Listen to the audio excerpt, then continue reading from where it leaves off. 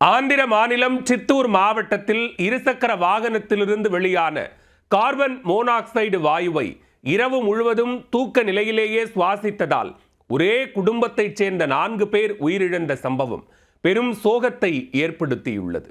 மெக்கானிக்கின் தவறான அறிவுறுத்தல் 4 உயிரை பறித்தது எப்படி? ஆந்திர மாநிலம் சித்தூர் மாவட்டம் புங்கனூரில் முரளி என்பவர் சலூன் கடை நடத்தி வந்துள்ளார். இவரது இருசக்கர வாகனம் பழுதடைந்த நிலையில் சமீபத்தில் மெக்கானிக் கடை ஒன்றில் பழுது நீக்கி வீட்டிற்கு கொண்டு வந்துள்ளார். வாகனத்தை ஒரு இரவு முழுவதும் இயக்கத்திலேயே வைத்திருக்க வேண்டுமென்று மெக்கானிக் கூறியதாக தெரிகிறது. அதன்படி முரளி வாகனத்தை வீட்டிற்குள் வைத்து ஸ்டார்ட் செய்து வைத்துவிட்டு கதவுகளை மூடிவிட்டு மனைவியுடன் மொட்டை மாடிக்கு தூங்க சென்று விட்டார்.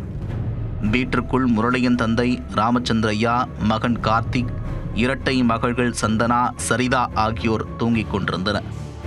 இந்நிலையில் கதவு ஜன்னல்கள் அடைக்கப்பட்ட வீட்டிற்குள் விடிய விடிய மோட்டார் சைக்கிள் இயங்கியதால் அதிலிருந்து வெளியான கார்பன் மோனாக்சைடு புகை வீடு முழுவதும் நிரம்பியிருக்கிறது.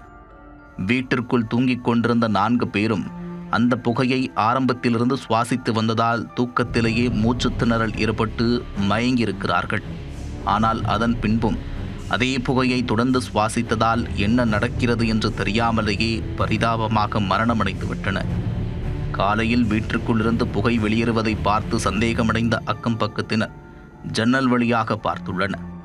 ராமச்சந்திரையா, கார்த்திக், சந்தனா, சரிதா ஆகியோர் உயிரிழந்து சடலங்களாக கிடப்பதைக் கண்டு போலீசாருக்கு உடனே தகவல் தெரிவித்துள்ளனர்.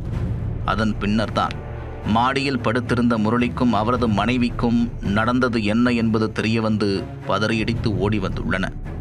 சம்பவ இடத்திற்கு வந்த போலீசார் உடல்களை மீட்டு மாவட்ட அரசு மருத்துவமனைக்கு அனுப்பி வைத்தனர். முரளியிடம் விசாரணை நடத்திய போலீசார் அவருக்கு தவறான ஆலோசனை வழங்கியதாக கூறப்படும் மெக்கானிக்கை காவலில் எடுத்து விசாரித்து வருகின்றனர். ஒரு தவறான அறிவுறுத்தலால் தனது குடும்பத்தை பறிகொடுத்த சம்பவம் அந்த பகுதியில் பெரும் சோகத்தை ஏற்படுத்தியுள்ளது.